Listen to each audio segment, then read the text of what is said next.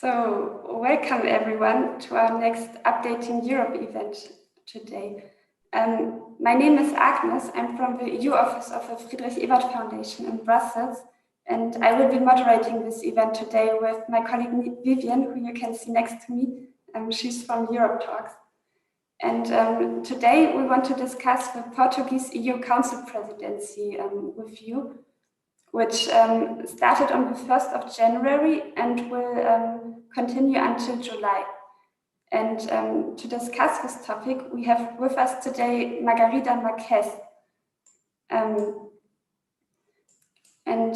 We are very glad that she could join us because she used to be the former Secretary of State for European Affairs for Portugal and is now a member of the European Parliament for the Socialists and Democrats. And there, among others, she is vice chair of the Committee on Budget.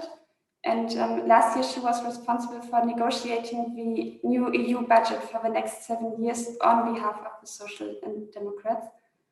And also, currently, she is negotiating a resolution of the Parliament on how to use this EU budget for the recovery from the economic and social crisis that we currently are dealing with.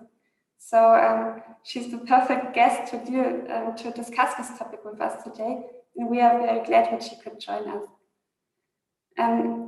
Now, before we start discussing this topic, I first wanted to give the floor also to Vivien so that she could introduce herself and also tell us a bit more about this format. And here you can now also see Margarida. So thank you for being with us today and welcome. Thank you, Agnes. Welcome also from my side. As Agnes said, my name is Vivien. I'm one of the founders of EuropeTalks. By the way, we are not the project of the newspaper Zeit. We just have the same name because some people just ask me in the last minute, hey, are you together with the newspaper? No, we're completely independent. We have just the same name and the same idea, maybe. I'm from Germany, from Hessen, and I'm a member of the Social Democratic Party here. I'm also looking really forward to our second joint event with the Friedrich Ebert Stiftung Brussels. And before we start, I would like to say a few words about EuropeTalks, because as we are a really small project, I guess not many people know us. As I said, I'm a member of the Social Democratic Party, and during my active part in the USOs, like the Young Socialists there in Hessen Süd, for my work, it was always important to talk about Europe, not only from the German perspective, because I think you did the same when you're discussing European issues. You have always your national perspective on it. That's why in 2018 in April, nearly 3 years ago, we invited young activists from 12 different European countries to come to Frankfurt and to discuss with us. In the end, we were about 150, 160 activists. And together we decided we have enough from nice events where we are discussing and then everybody is going home and that's it. And we want more, and we want European networking also on a local party level, because usually the people are discussing and networking on the federal or higher levels. That's why we founded EuropeTalks. Today we are a grassroots movement with over 60 activists in 13 countries. And anyone who is close to social democracy take part. You don't need to be in a board or something. You just need to be connected to this idea. And yeah, that's what we are doing at the moment. And this is our second event, as I said, together with the Friedrich Ebert Foundation. And the first event was in summer with Martin Schulz and Clara Dobrev. Yeah, and I'm really curious and happy that you're here, Margarida, and we're discussing really important topics today. And before, we have to check the technical stuff, because it's not about the questions of Agnes and me. I know Agnes and me will have really much questions, but this will be not the focus today. The focus today will be your questions, like the people that are at home and watching us from YouTube. And that's why you have to open menti.com. And there's one girl from the Friedrich Ebert Foundation. She's helping me and helping Agnes actually today and collecting your questions. Welcome, Nayeli. Yeah, you're the woman behind today. And you can share your screen right now. And then the people could take a look. Yeah, you should go now on menti.com and there you have the following code, 8621188. You also see it in the YouTube chat.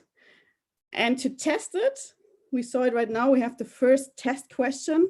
Actually, it's a test question, but in the end, I'm really curious about where you're watching at the moment. So Nayeli, you can go to the second one, yes. So which country are you watching from? So this is like, we want to test if it's working. And actually, yeah, as I said, I'm really curious where the people are watching. Yeah, Germany, Netherlands. Last time we had many people from like Croatia and Italy. Today we are more about the center. Yes. When we talked about how we're doing it 10 minutes ago with Margarida and also Agnes, we figured out that also the speakers and the moderators are still in the whole EU. So Agnes is sitting in Brussels right now. I'm sitting in Germany. Margarida, you're no, you are also in Brussels, right? Yeah, you're in Brussels. The other ones are in Vienna. Yeah, but perfect. I guess it's working. And you can just leave it open because we have also a second question regarding the first topic, but this is Agnes' part. So I'm coming back for the second part later, and now it's Agnes' turn.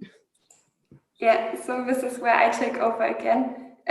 So we want to use Menti throughout the whole event today.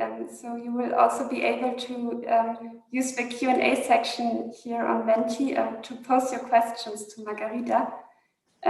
But before we start with the Q&A, we first have a question to you, the viewers, because as I mentioned, we will talk about the EU Council Presidency, but before we start doing that, we want to know from you whether you actually know what the task of the Council Presidency are and what exactly the role of Portugal will be during the next 5 months that are still remaining. So you should now, if you refresh your page, see on Menti the new question where you just answer yes or no. If you say yes, we will just continue and start right about. Oh, okay, it's better. Yeah. Okay, and yeah, we will give you some time because the live stream on YouTube it's 20 seconds later. So in order for you to have some time to vote, we will just wait. Right now it's pretty balanced, but we will see how it ends.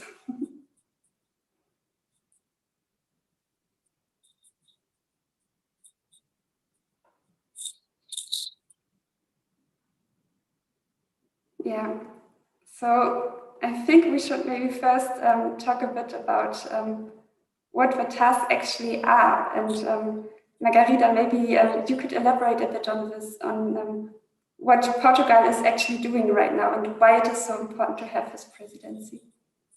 Okay, thank you very much. First of all, I'd like to say that between 1981 and 84, I was the Secretary General of the Youth Socialist Organization in Portugal. And I was the first woman Secretary General of a political youth organization, because the youth organization started in 1974, it means after the revolution. And we worked a lot with Jusos at the time. But to answer to your question, in the beginning, I saw 100% of no. Yeah, I couldn't believe, but it's half and a half. Okay. First of all, we say that is the rotating presidency of the Council of the European Union. So this is very important to say because each presidency is for 6 months. As Agnes said, it's until end of June. And Germany was the presidency before Portugal. And after Portugal, it's Slovenia. And the 3 countries together, we are the trio of presidencies, the presidencies trio. This is important because it means that there are a political agenda for 18 months.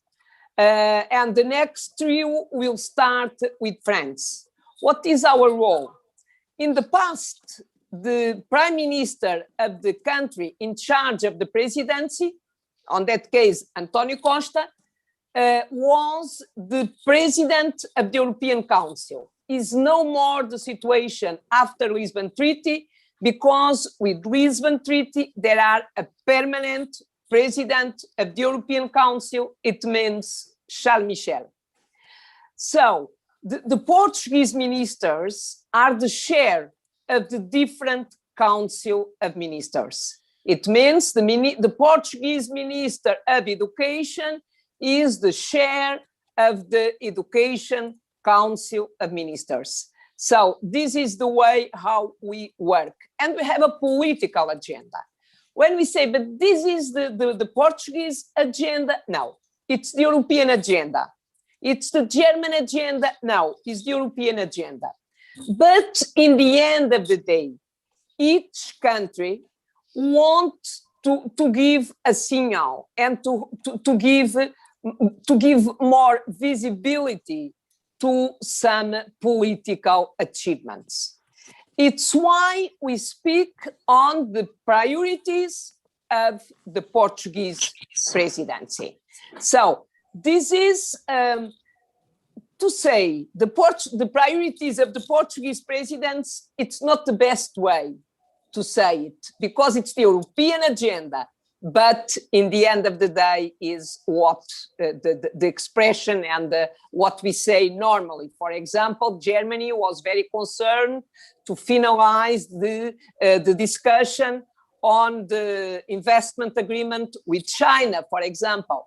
Germany presidency was very concerned to close the negotiations on MFF.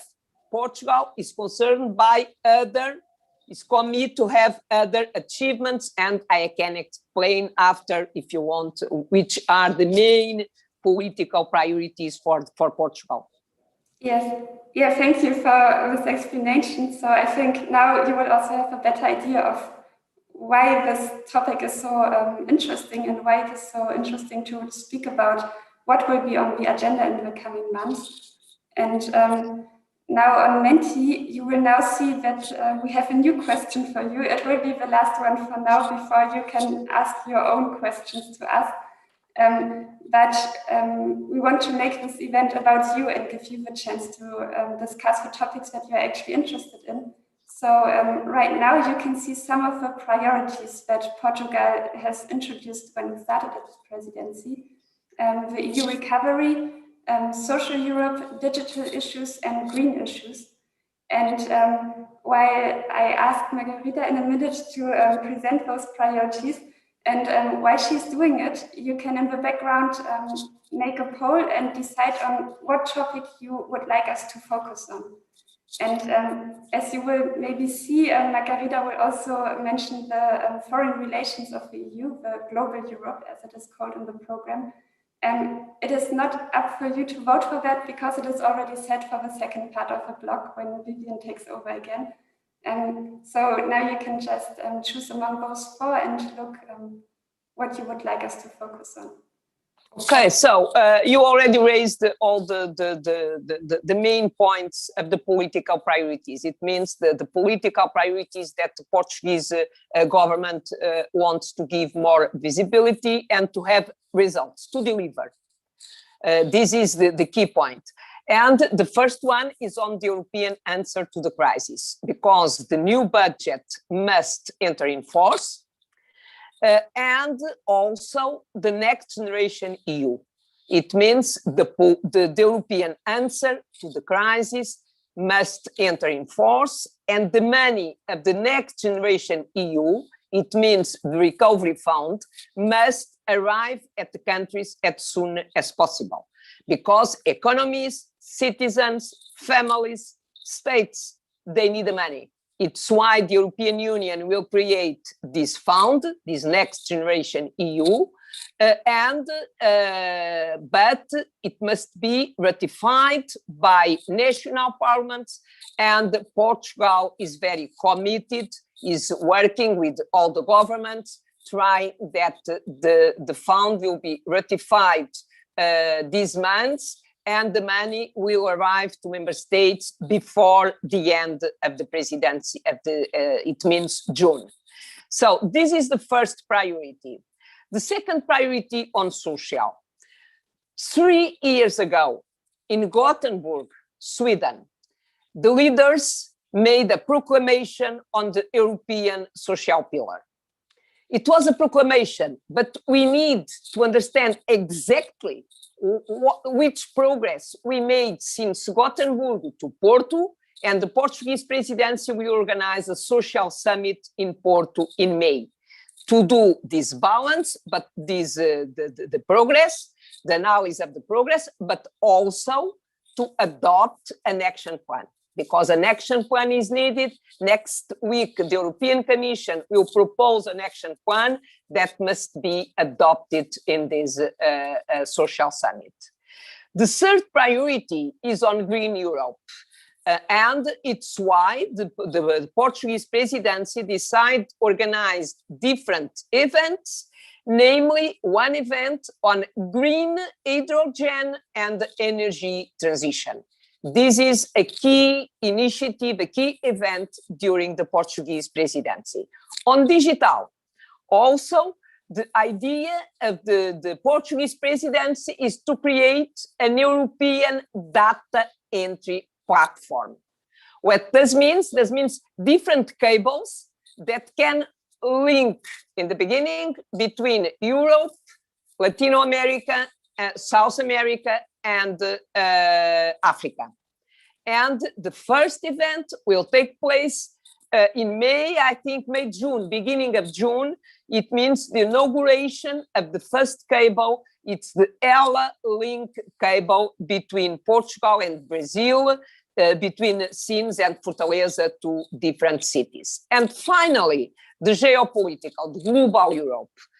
This is a key point because there are a lot of challenges and we have new realities, new situation with the new Biden administration, and we need to work on the multilateralism, because multilateralism was frozen during the Trump administration, and now we have conditions to work with the United States in a new global agenda. But also the Portuguese presidency will organize a summit, a European Union-India summit, to have closer relations with India. And this summit is very important for the future because India can have a strategic role in Asia. And it's why this summit is also so important. So these 5 priorities are the main priorities. After, the Portuguese presidency must manage the European agenda. Yes, so as you can see, a very packed agenda for the next few months, and a very ambitious one, but also dealing exactly with the topics that are really important at the moment. And we will now blend in the Menti slide again, so that you can actually see, and we as well, what you voted and what you want us to focus on, and to which topic to discuss. So yeah, here you can see nobody wants to talk about Green Europe, but there are a lot of proponents for either EU recovery or digital Europe. And I think there are actually some links between those two topics as well. So we can see how to integrate both of those topics so that we get all the topics you are interested in. And you can now start asking your questions on either EU recovery or digital Europe by using Mentimeter and just staying on the site. And so we will use your questions for the discussion that will now start. But before we do that, I actually have a question prepared but by one of the EuropeTalk activists, Mariana from the Socialist Youth in from Portugal. And she can't be with us today, but she had a very important part in organizing this event and making sure that it can actually take place today. So she recorded her question beforehand, and I will just play it right now for you so that you can see what she has to say. And so I will just have to share my screen, and yes, so now you can see it. I'm Margarida, hope you are fine, and thank you for your work in the European Parliament representing Portugal and our party. The Portuguese presidency will deal with this unexpected situation that no one was prepared to deal with. Despite that, if we stay united and solidary with each other, opportunities might appear.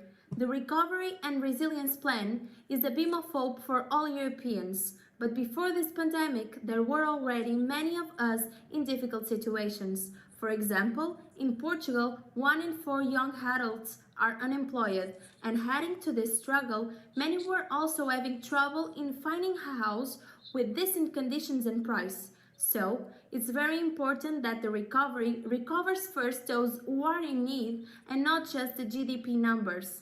Keeping this in mind, I have a question for you.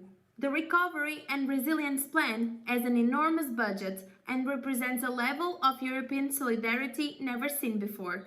Despite that, and considering the level of economic destruction caused by this pandemic, is this plan enough or is it just a painkiller?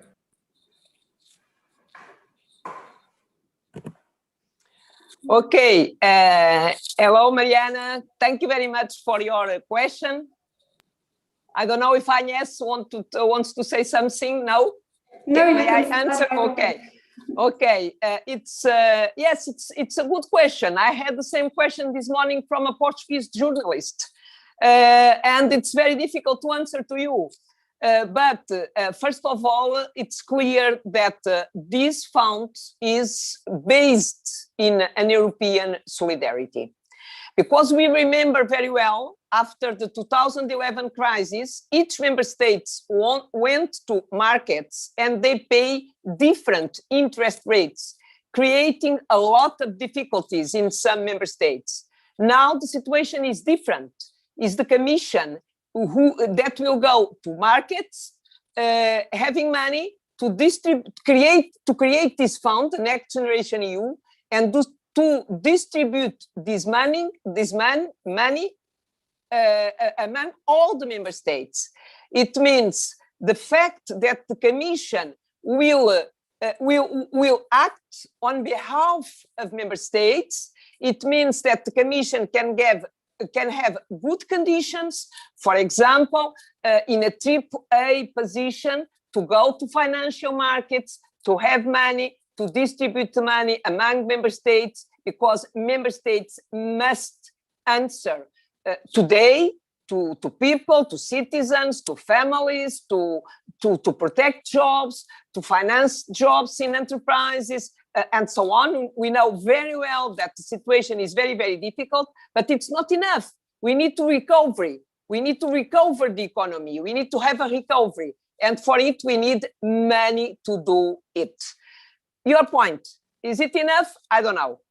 1 month ago, more or less, Christine Lagarde, the president of the ECB, the European Central Bank, said it's not enough. Maybe we need another fund. It depends. It's clear that we had a third crisis and very, very difficult to all the member states.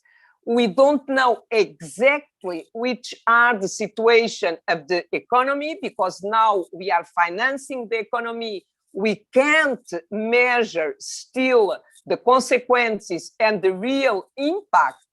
This is something that we don't know now. The last macroeconomic forecasts were not at all good. We will have new macroeconomic forecasts next May, and at that time, we need to consider if this money is enough or not. But there are a key point. we need to wait for the ratification for all the member states. We can say that now the ball is from the member state side. And first of all, we need to create the instrument. We need to create the fund. Money must arrive to the economies. And after, we need to understand if the money is enough or not. But the first step is to create a fund. And right now, what is also going on is that the member states are sending in their recovery plans to the Commission, where they detail how they want to use those funds for the recovery. And what would you say, how much power does the EU actually have in having an influence on those recovery plans? For example, in Germany, people are very concerned that the money will mostly be used to save old industries or like not invest in new technologies or green technologies. And how much room does the EU actually have in forcing member states, so to say, to think into the future? Yeah, and yes, this is a key point, a key question, because we can't distribute money to repeat what we had in the past. It means before the crisis, climate change and digital transition was already, one and the other were already European political priorities. And the first point was, what we go with the crisis? We maintain our political priorities or we will change our political priorities? The point is, we need to recover the economy. But to recover the economies, plural, we need to have a new economic development model. It's why Green Deal. Green Deal is the economic targets and the economic goals, economic development goals. So it means that we need to incorporate this key ambition in the orientations that European Union gives to member states to prepare their recovery and resilience plans. And member states must use 37% of the money in climate, 20% in digital, and they need to respect 6 political priorities: climate, digital, young people, cohesion, firms, enterprises, investment and job creation, and reforms. Reforms of the public systems like health, like education, like justice, to reinforce these public systems. So we don't want to repeat what we had in the past. We need a recovery, a more green, more digital, less inequalities, more cohesion recovery.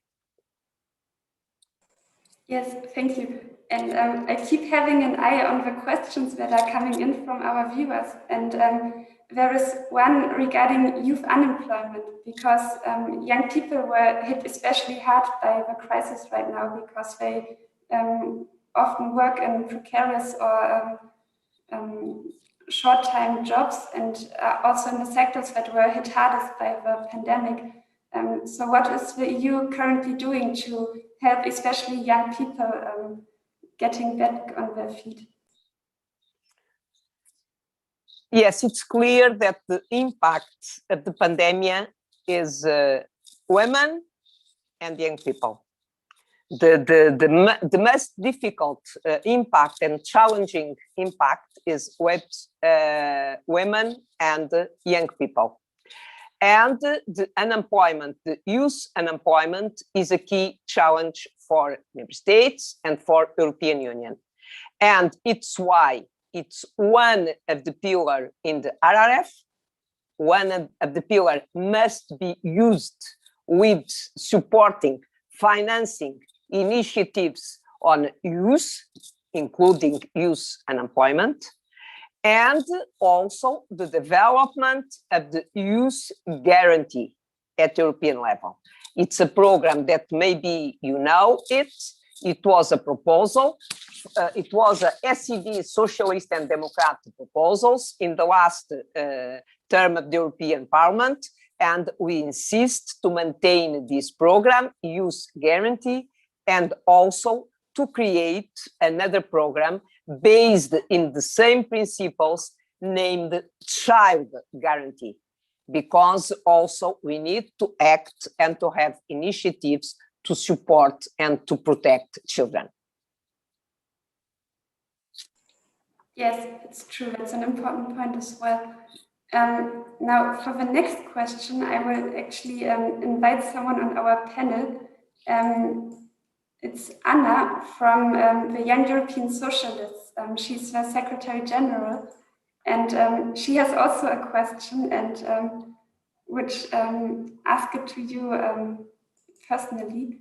So, Anna, I don't know if you can hear us right now, if you're with us. I can hear you, but I can enable.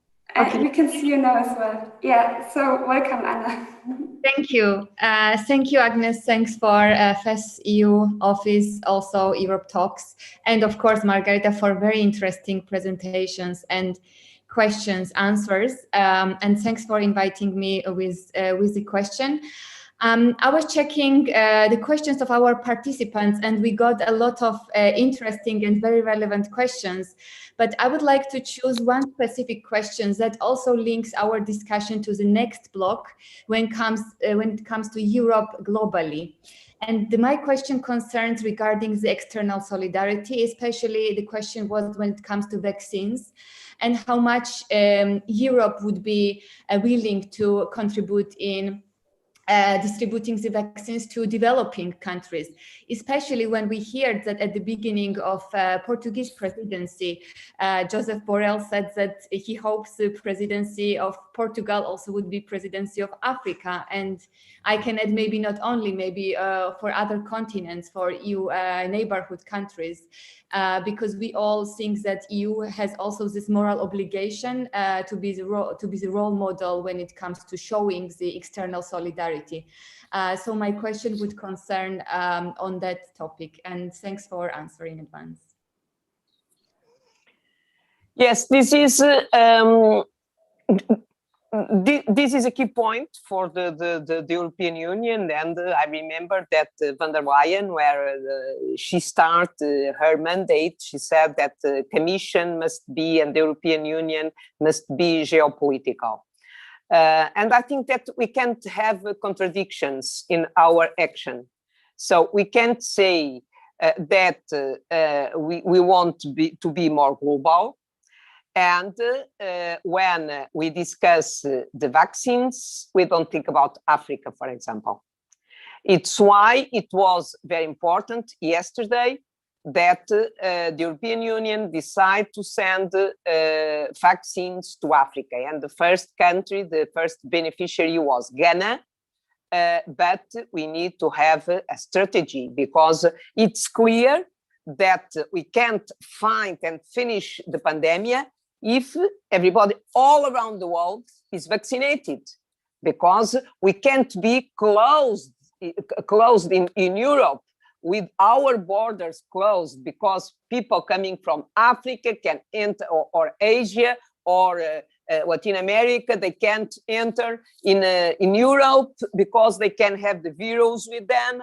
And the same, we can't go to Africa and to other countries. There are a contradiction, because when, for example, we understand that now with the new American administration, we can speak another time, one more on multilateralism, and we discuss on a common agenda at global level, we can't be blocked in Europe because other regions, they don't have vaccines. So we need to work and to ensure that Africa and developing countries, they can accede to the vaccines. This is clear, because this is solidarity. Because it's impressive, because the European Union adopts a Mediterranean agenda.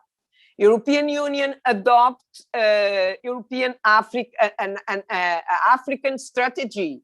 And in the end of the day, to develop this strategy, we are blocked because they can't use the vaccine. So we need to have an integrated approach and integrated policy to ensure that we are global partners. Yes, thank you for this answer. And it's, as Anna said, there are a lot of questions actually regarding the foreign relations of the EU. So to have more time for those questions as well, I would already give the floor back to Vivien. And the viewers who were with us last time, they already know what is coming now, because we have a package that we sent to Margarida before the event. And yeah, so there it is. And so I will be gone for now, and Vivien takes over from now on. And thank you also to you, Anna, for being with us today. Thank you, Agnes. Anna, thank you for joining us. You're always promoting EuropeTalks because you're sending our invitations to your activists and so on. So it's really cool that now you're here on the panel. And I hope you're coming back next time, because we are just preparing our next events. And it's always cool to have young guests from other organizations here, and from bigger organizations, actually.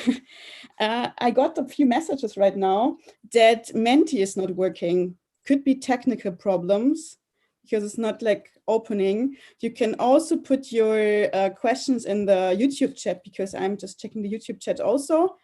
And yeah, this could also be an option right now to do it like this, because it's not, yeah, I don't know why it's not working. But back to topic, as Agnes said, I checked the questions we got right now, and there are a few, so we need to go on. Before we started this format together updating Europe, we thought about how to make it more interactive and more spontaneous, and not to structure everything before. So one of the ideas was to send you a package. Yeah, you just showed it already. You don't know what's inside right now, and you can open it right now if you want to. And then let's see what's inside. Okay, I opened the package. Agnes prepared it. That's why I'm not sure what's inside. So. Okay, so I have this kind of scarf, yeah. Yes, it's, I'm not an expert. It means it's from Africa, it looks like. Yeah. I'm not an expert because I have a friend of mine that now is the ambassador of the European Union somewhere. And he can enter in your house, in your apartment. And if you have a sculpture coming from Africa, she can say, this is from Ghana, this is from Mozambique, this is from Namibia. It's not my case. I'm not an expert, neither on scarf. It's very nice, but as I imagine, it's from Africa. That's right? Okay. Yes. Do you know the country or not? Because Agnes prepared, I'm not sure actually. I know we're talking about foreign policy, so this is like the main topic. But yeah, let's. Okay. So the second one is, I imagine that you didn't buy it because Carrefour, but because the Liberty statue here. So it's a cake. For me is, if I look to the box, it's less interesting, but because I'm not so enthusiastic of the cakes, but yes, but it's nice. But I imagine that it was not because the cake, but because the political signal it means put in the agenda in our debate United States. That's right? Yes. Did I interpret in a good way? Yeah, perfect. Perfect. Okay. Before we start with one of the topics, I read like this short version of the Portuguese program of the presidency, and the title of this foreign policy topic was, let me check it because I wrote it down, Promoting a Europe that is Open to the World. This is like the main title. And can you explain just in a few words, what are the main topics on it? We saw Africa, we saw United States, it's like two things, but do you have like one or two sentences you want to share more about the topics? Okay, this is not a wording. This is important to say that it's not only a wording. Yeah. I can say that this is very important for the Portuguese government and for the Portuguese Prime Minister. The Prime Minister is very, very committed in having open Europe. Open Europe in relations with other countries, dialogue with the United States, with Africa, with Asia, with China, with India, it's clear, with Latin America. This is very, very important for Portugal. By the way, we need to say that the first European Union Africa summit took place during the Portuguese presidency in 2000, and the second European Union Africa summit took place during the Portuguese presidency 2007. Between 2000 and 2007, European Union couldn't organize a European Union Africa summit, and in the end of the day, we could do it. Because Portugal is a small country, is a medium country. In the European framework, is a medium country. To say it's not the smallest, right? Yeah, not small, it's medium. It's medium. But Portugal is very strong at global level. When we look, for example, to Guterres as Secretary General of the United Nations, it's clear that Portugal could have this job because Guterres, and Portugal has a very special diplomatic culture. And because Portugal maintains always very good relations with our former colonies in Africa, in Brazil, with Timor, and this is important to defend a global Europe. But also on migration, because my Prime Minister is a former Minister of Internal Affairs, and he was always very active on to have an European migration policy. I need to remember that in 2018, when Germany, Austria, Sweden, Italy, Greece, Spain had a lot of pressure with migrants, Portugal, António Costa, the Portuguese Prime Minister, sent a letter to this government saying, I can receive migrants. I can help you. I can share with you the migrants, and I can receive, and I want to receive migrants in Portugal. This is the open global Europe and an open Europe. We need, of course, we need to protect citizens, jobs, security. We need to protect European citizens, but we need to be open and to have these policies, and it's why I can say that is not on your phrase is not only wording, is clearly a political compromise and a political commitment. Yeah, you mentioned the Portuguese or the behavior of Costa regarding the migration stuff. In July, when we had the first Update in Europe event, Martin Schulz got like a part of a fence to talk about borders, and one part was to the closed borders during the pandemic in March, and the other one was regarding migration. And we also talked a lot about Moria and about the camps and about Greece. I was checking the questions right now. By the way, Menti is working again, so you can ask your questions. Just use the Q&A button. We got a few questions also about Moria. before we're going to the next one, because like Moria is one big topic, vaccinations are the second one, and then we go to the third part. But about Moria, do you think there's a chance to get a European solution soon about this? About this for this camps like Moria in Greece? Oh yes, I visited a camp in Greece. Okay. In 2018, I visited a camp. 2017. I visited a camp in Greece, and it's impressive. It's impressive, and we need to have a migration to have a different approach. And for example, the situation in Libya is unacceptable because people are in the camps and they don't have space enough to sleep or to sit, all of them. This is true. We know, for example, that when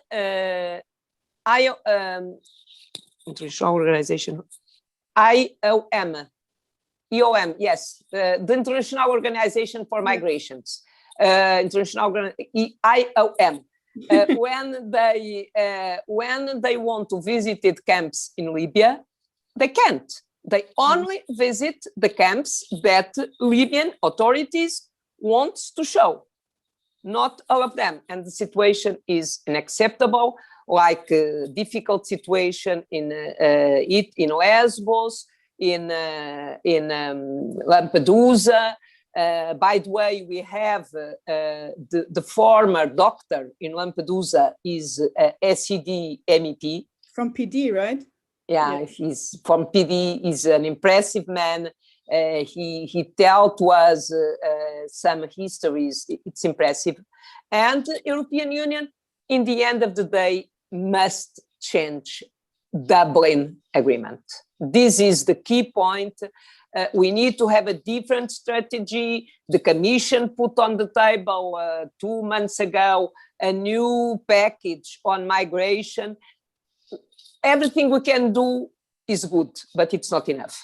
But do you think, sorry, just a second. Do you think there's a chance to change Dublin or to cut Dublin? No. In the next times, no. Yeah. It was when I was in the government, I fought for this. I tried to, and I had a lot of colleagues in the same position than me, but we were 8, 10, not more. It's, I don't know, it's very difficult in my point of view. Unfortunately, it's very difficult because for me, in the end of the day, is the key point. Of course, the political will of some member states on to receive or not to receive migrants, to say, for example, this region must be free of migrants, is something that shock, and this is a provocation, is unacceptable. Okay, if there were a political will, it's different, but we need to change Dublin. Yeah, this is a really good comment on the end of this topic, and I guess everybody agrees here with this comment. We have some questions about Africa, so let's stay on this point right now. The first one is, will Europe also engage in distribution of vaccinations also to the third world? Like vaccinations is a big topic right now. So yes, it's a big topic. By the way, Borrell, the High Representative, created a task force. He nominated Olivier Bailly, the former head of cabinet of Pierre Moscovici, in charge of this task force. And I think that Europe must be more on vaccination and on Africa vaccination, as I said before. Okay. I'm just going on with the questions because we have so many questions. And if I'm talking too much, we don't have enough time for the questions. That's why I just, excuse me, that I'm just reading the questions. There are two putting together. It's about the Africa Union. You mentioned the EU African Summit. And there's one question about this. On which values should the cooperation and work with the Africa Union be based on?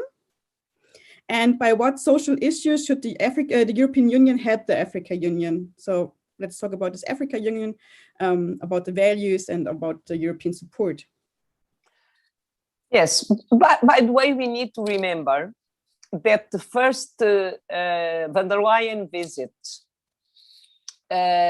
when she started as President of the European Commission to a third country, was Addis Ababa, where the African Union is located. And we know very well that politics is also done by symbols. And this was the case. But in the Commission, 2 or 3 months ago, launched a package on relations European Union-Africa. But the key point is partners. We are 2 partners at the same level. This is the key point. The second point is to promote investment and to create conditions to invest, to develop investment projects in Africa, to create jobs. It's why, for example, we think that the EIB, the Investment European Bank, must support this investment, for example. Another point is European Union must support education, job employment, and to promote the development of competencies and to create conditions to have capacity and human being prepared to the jobs. This is very important. And maybe to do it in Africa, in the countries, because we know that sometimes this movement, this is a long debate, old debate, but this is also a key point. It means education, job creation, investment must be helped by European Union and on the same level. It means we are partners and it's not European Union imposing principles or protecting people. The idea is not to protect people on that case, or protect the countries or protect regions, is to implement, to create conditions for the economic and social development. Yeah, I also saw that Africa is not only a focus for the Portuguese presidency, it's also a focus for the S&D, like the Socialists and Democrats in the European Parliament. So you have your Africa Week once a year. So is this just a social democratic topic, or are the other groups also working on it? Like this? I don't think so. It means the African Week is a very good moment to put together all the people. For example, in 2007, the Africa Week was after the European Union Africa Summit. And this is a key moment to put together the leaders, the NGOs, the different partners who act in Europe and in Africa. It means I'm very supportive of this Africa Week. I can't say that it's only our group that is in this position. I think that more and more these concepts of partnership, I can say that there are a consensus, but has more and more support. Okay. This idea of partnership. Of course, we have different position on, for example, economic growth, to give value to all the citizens. We have a different political approach. Liberals are in a different position than us, but I don't say if I'm naive, but I feel that the more and more the political families defend this idea of partnership. But we know very well that some investors tries to use this possibility to work in a different way in Africa. For example, when we look to the Chinese investment in Africa, is not to help Africa or Africa countries, is to give money to China, for example. There's one last question I want to share with you about Africa, because then we need to go to another topic.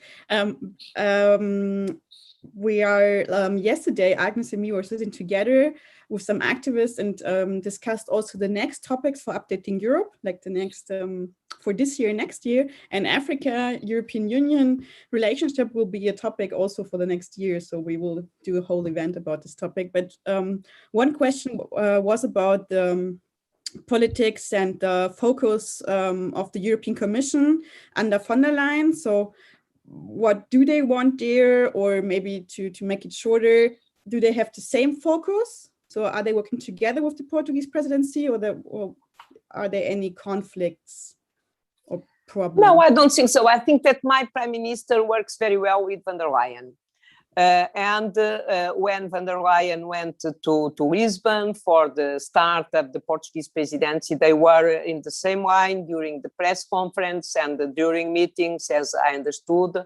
And it's clear that if a country wants that the presidency will be a success, the government must work with the Commission. Because in the end of the day, it's the Commission that put on the table the legislative proposals adopted after by Council and the European Parliament. So Commission is very, and I think that von der Leyen is very pragmatic. I can share with you that when von der Leyen came to our group for the first time, because before she came to the plenary session in the Parliament, I was completely disappointed, completely disappointed, because, for example, on rule of law and the position she defends on, she defended on rule of law was not, Commission has more responsibility on rule of law that she had defended at that time, but she moved.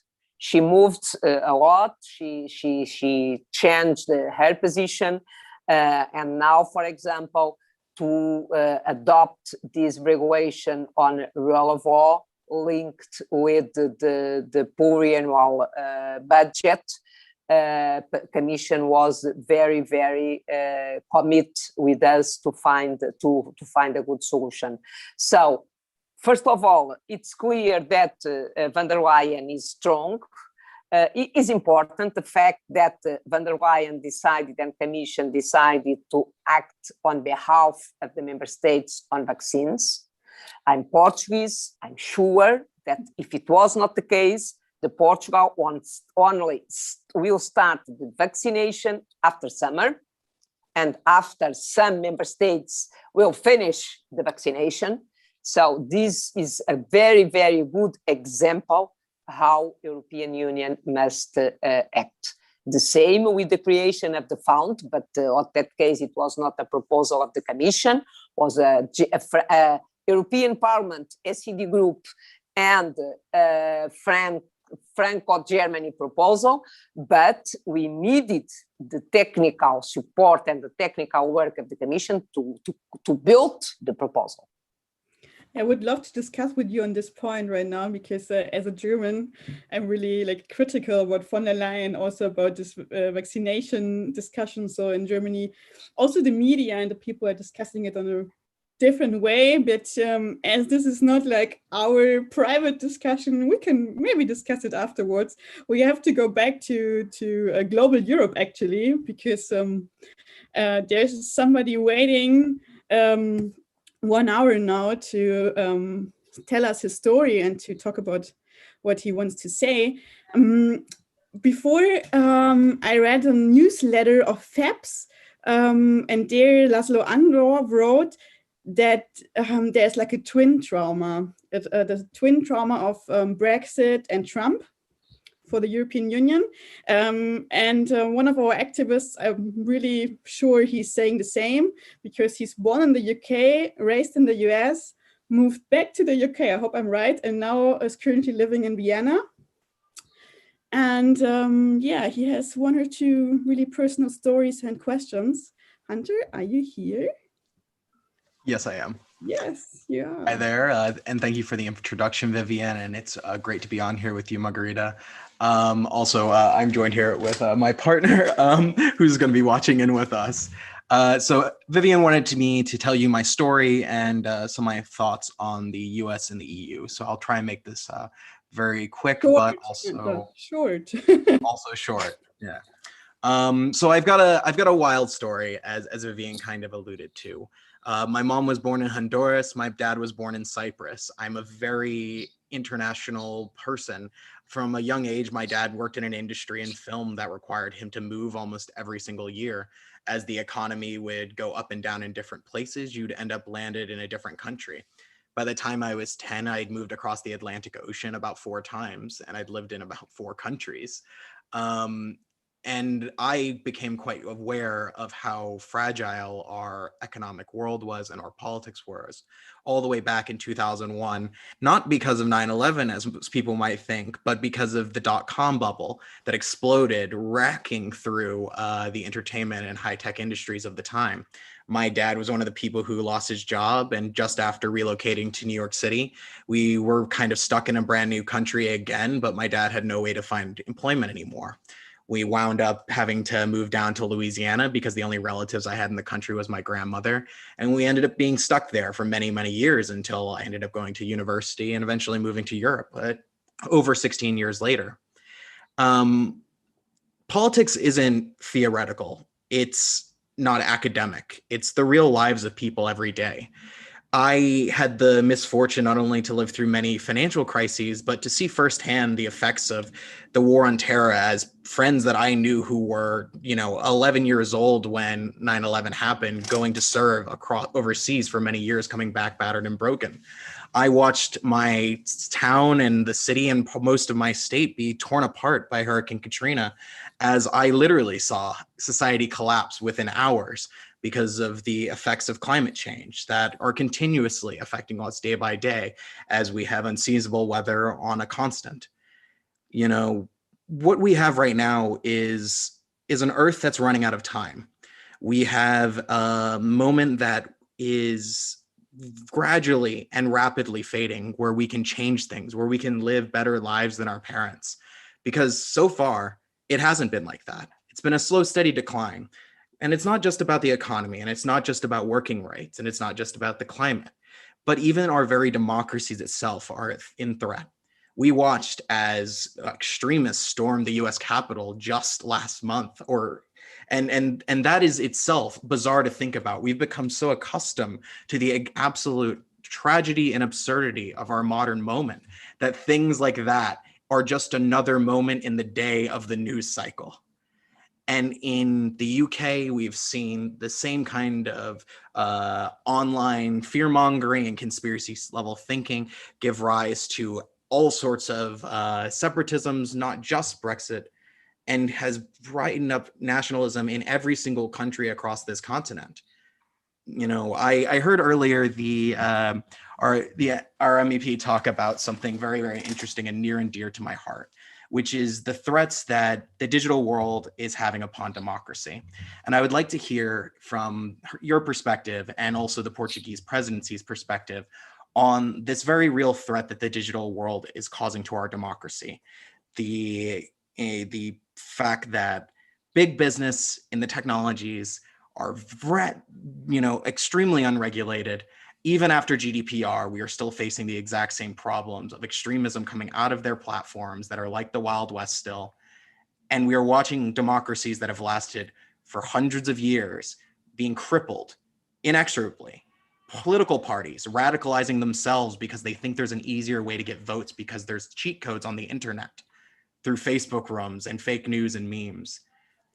How does Europe hope to do this? And how, as social democrats, do you think our political family can move forward on this issue of the internet and combating the rise of the far right? Thank you, Hunter. We decided that it's like 2 or 3 minutes, but yeah, let's say it like this, because Anda, you can stay with us. You don't need to put your camera off. I told you that last time I had to interrupt a few activists because they talked too long. That's why you were a bit sensitive today. But Margarida, do you want to? Okay, now this is a good question. My suggestion is to you, Vivien, maybe it's interesting to organize a specific debate on that theme, on that subject, on that point. This is actually now it would be the perfect moment to come to the end of the event, because at the end of the event, the people who are watching now can vote on which specific topic or digitalization we want to discuss in June. Okay, actually, so this is my campaign. Hunter didn't know it actually because we didn't talk about it before. But as we have a few minutes left, so let's do it later. Okay. And find 2 or 3 sentences to this topic and then go back to Biden and Europe. Okay, very good. I didn't know that this was the idea, but okay, this is a very interesting subject and a very interesting subject. And what I can say to Hunter is there are a paper from the SED on this issue. It's why I had suggested this debate. There are a paper because you put together. I was when you were telling your story, I was written the points, and I feel that you raised important points. The first is on social model, European social model and American social model. This is one point that was in your words. The other one is the populism and the democracy. It means how we can protect democratic regimes, and also how technologies and social networks can contribute to destroy democracies and to promote populism. I can give you an example happening today in Portugal. Yesterday, a meeting took place between politicians and experts on the strategy, how to organize the phasing out of this closed situation that people are living at home. And the government said, we will put on the table a proposal end of March, because before end of March, it's impossible to open. The first schools, the first to open, it will be the schools for the primary school, but only March we will put on the table a plan to open. And today, a plan to open was published by a newspaper online, a right-wing newspaper, of course, but not right-wing newspaper, with the logo of the government. And it was a fake document. 5 minutes later, the government explained that it was not a document produced by government. The journalists already say it was not my fault, but we create, because the government immediately put a dossier in the cart. Immediately. So this is an example of today. I'm sure that in 1 week, the opposition will say the government put a document, a different position, don't have a program to open. This is an example, but this is the way that we can fight democratic regimes and how to use social networks to fight democratic regimes. It's why we create a group in our political family, how to protect democracies and how to fight populism. And this is a very important discussion, because when we look around, we understand that we need to protect democracies, because we could adopt this regulation on to protect rule of law. It's not only Hungary and Poland that are not respecting rule of law. And we need to be very attentive, because this is a very important political issue for our political family to protect democracy. And thank you very much, Hunter, to have told to us your history. Yeah, this is something we have always, if you have not like a strict structure of an event. Yeah, if you have like people talking live and talking about their personal focus and stories, then you have things like this. You're changing the topic completely, but this is why I like this format, because you have always this, yeah, this the thing it makes more also, yeah, more alive in the end. Like as the strict. Me too. I like very much also. Yeah, this formal events.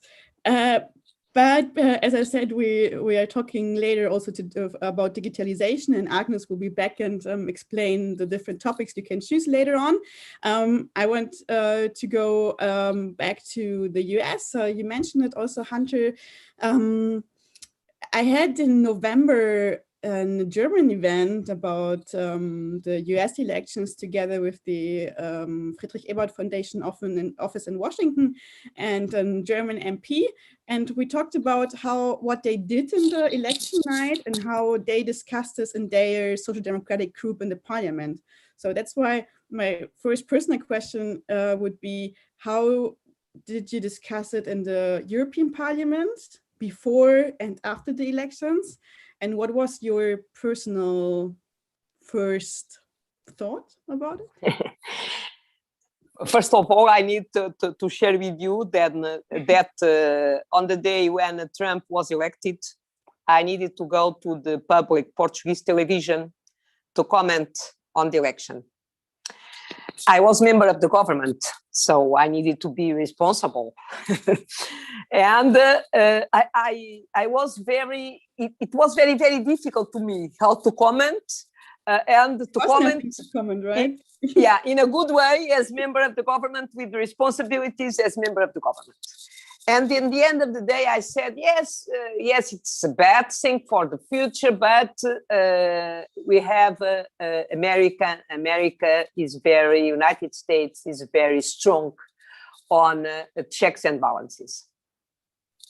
I never remember this phrase. I never forgot this phrase. Because during the Trump mandate, we understood that I asked myself the question, where checks and balances are now. So because I think that if Trump remained in the power more time, he destroyed more checks and balances.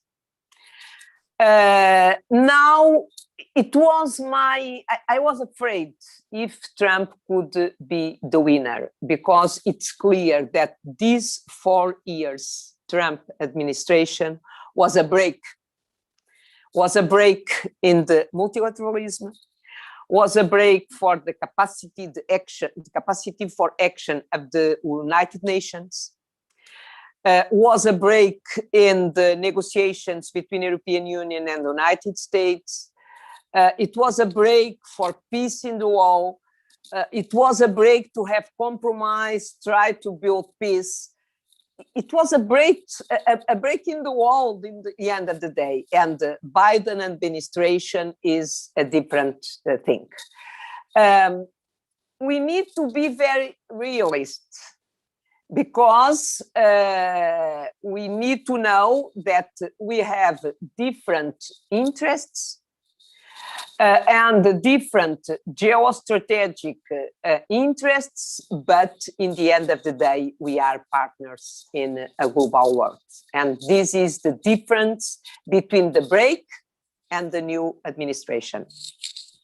There's one question about this partnership I want to go forward. The question is, now with Biden as a new president elected, will everything be back as before, or will there be changes further on to make Europe more independent?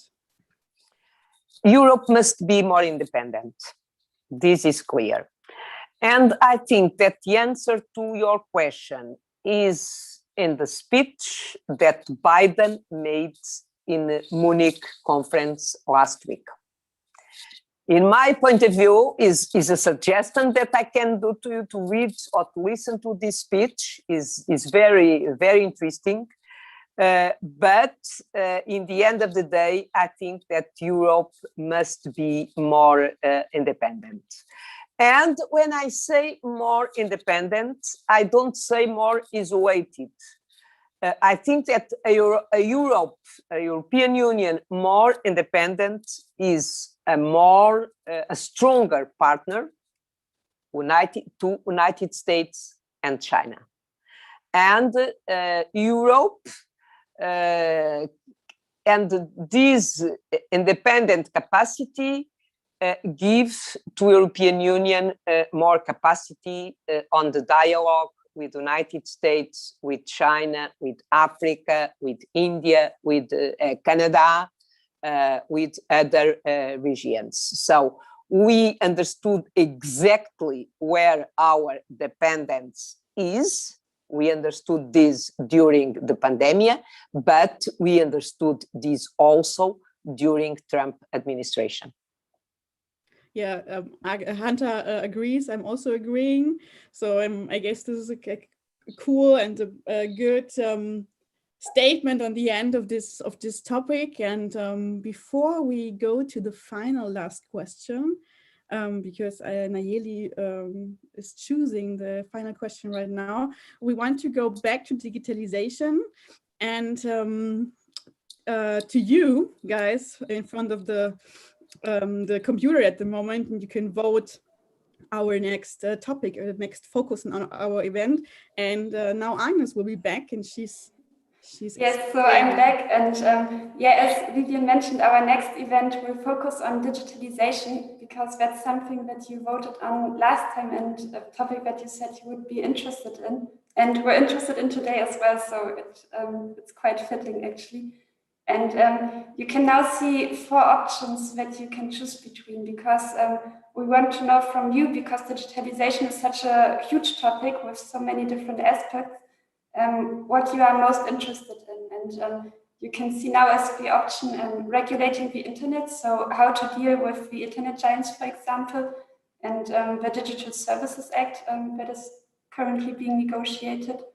Then we have platform economy, so it's all about the rights for workers who work in the platform economy, and so that they have the same rights as workers in the real world, so to say. When artificial intelligence is a quite big topic here in Brussels as well right now.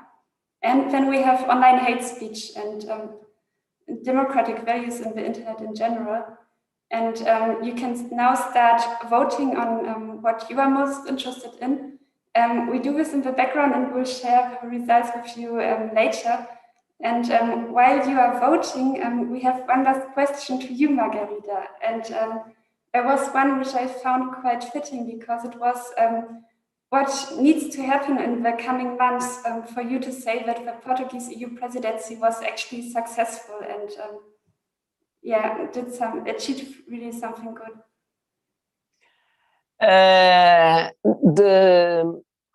As I said, the Portuguese presidency must deliver, must have results. And I think that the first is, in my point of view, the creation of the Next Generation EU. The creation of this fund, for me, is the first priority, because all of the others are very important. But if we will not have this fund, it's very, very difficult. So it's the first. If we win, if we can create this fund, this is a success for this presidency. It's clear. And do you think there will be many problems ahead for the Portuguese presidency, because the national governments now have to vote in their national parliaments for the EU to actually being able to make their own debts in order to have money for the EU fund? Yeah, we are following the situation in different member states. We never know the position of Poland, Hungary, if they create new, I don't find the word in English, new, I can give this if you give me back that. Blackmail. I don't know if they create something more to, but now I'm quite optimistic. For example, I know that the Bundestag and Bundesrat didn't ratify the decision, but it's not a political problem, it's a procedural problem. So I think that Netherlands will do it today or tomorrow. So step by step, now we have 7, and I think that we can finish. But it's not governments; it's 25 parliaments, 27 countries, 25 parliaments, and 2 governments. Yeah. But I'm confident. I need to say that I'm confident. I'm very optimist. Maybe I'm very realist because I look to problems, but I think that we can do it. Yeah, and it's also in the interest of the member states themselves, so hopefully they are reasonable and don't make too many problems. Now, I hope you had enough time to actually vote, and I was asked Nayeli to share the results with us so that we just have an idea of what we will be discussing next time. And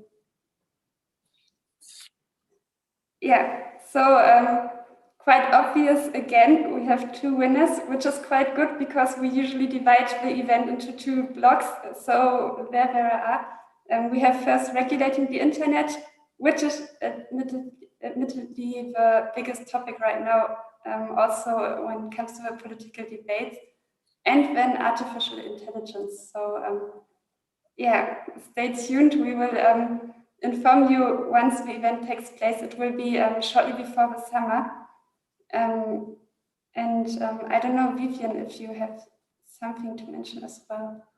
Yeah, as EuropeTalks activists, we are always discussing and checking how we can do it better, or how we can, people are still voting.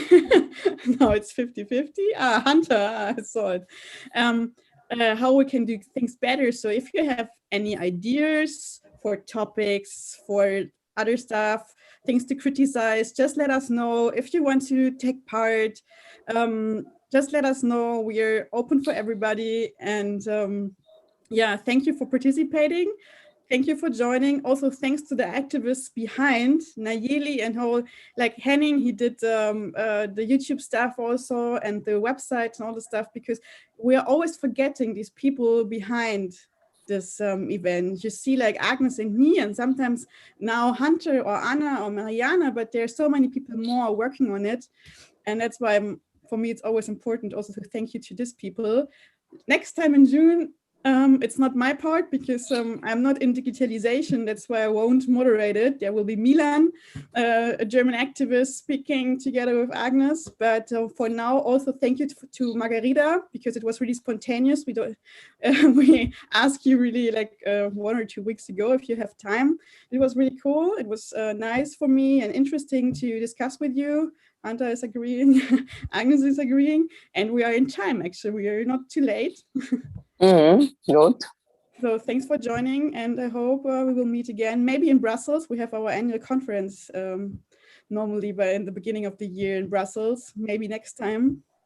And yeah, have a good night and hope to meet you again. Okay, Yeah. thank you. Bye-bye, and congratulations for the organization. Thank you, bye. Okay, bye-bye.